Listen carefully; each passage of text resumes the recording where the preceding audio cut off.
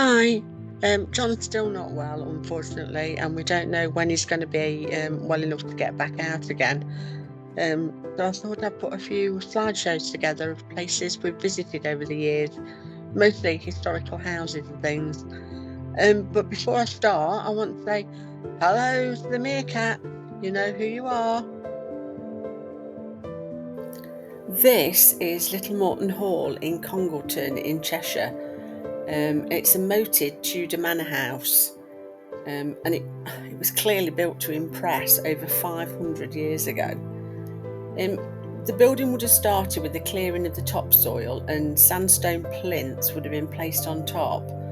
And the hall probably wouldn't have ended up as wonky and as quirky as it is today if the extension of the long gallery hadn't been added at a later date, because clearly this hadn't been accounted for in the initial ground structure. So who were the Mortons?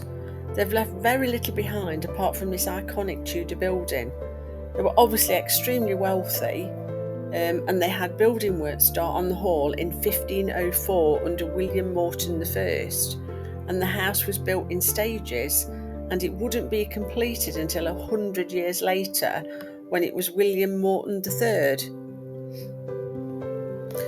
During the English Civil War, 1642 to 1651, the family's fortunes really changed. The family were associated with the royalists in a region that was dominated by the parliamentarians. And William Moreton III and his son were imprisoned at the start of the war, and they were forbidden to return back to the hall when they were released. And William's two daughters ran the house, but the government confiscated the hall, and so the daughters rented it off the government at an absolutely extortionate rate. And when William was eventually allowed to return to the hall, he'd run up so much debt he had no hope of paying it back. So it was rented out to tenant farmers for the next 200 years. And with very little interest from the owners and the tenants, the building survived in its actual original state with no modernisation or anything, so we actually see it as it was.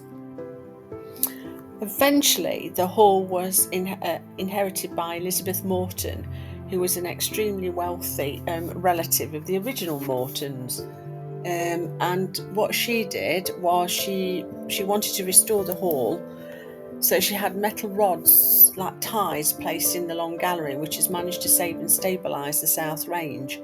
And she also restored the chapel, and to this day Elizabeth's Bible is on display in the chapel.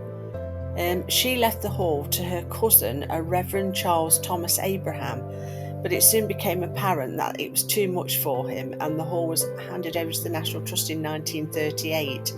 The chapel's stained glass window is dedicated to him, and interestingly, the chapel's still in use, and services are held most Sundays during the open season.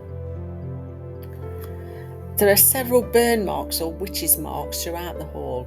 The Tudors were very superstitious people and held a genuine belief in witches and the power of evil, and they especially feared the night and dark.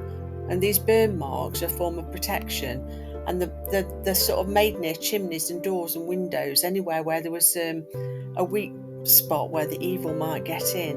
And there's been over 250 of these marks have been found at Little Moreton Hall. I've got to mention the garderobe before we go. The garderobe translates literally as wardrobe, but it is the toilet. And it's called the garderobe because the Tudors used to hang their clothes in there because they thought the strong smell of urine would keep away the moths. And also, did you know that the Tudors never lay down to go to sleep? They used to sleep sitting up, and they'd segment their sleep, which meant they'd wake up like in the middle of the night for an hour or two just to chat or read and then go back to sleep again. But yeah, they never lay down apparently. I'm more inclined to think they had acid reflux, but who knows. Right, that's it. I hope you enjoyed the trip to Little Moreton Hall with us, and hopefully John will be feeling better soon and we'll be able to get out and do some metal detecting again. Hopefully. See you next time.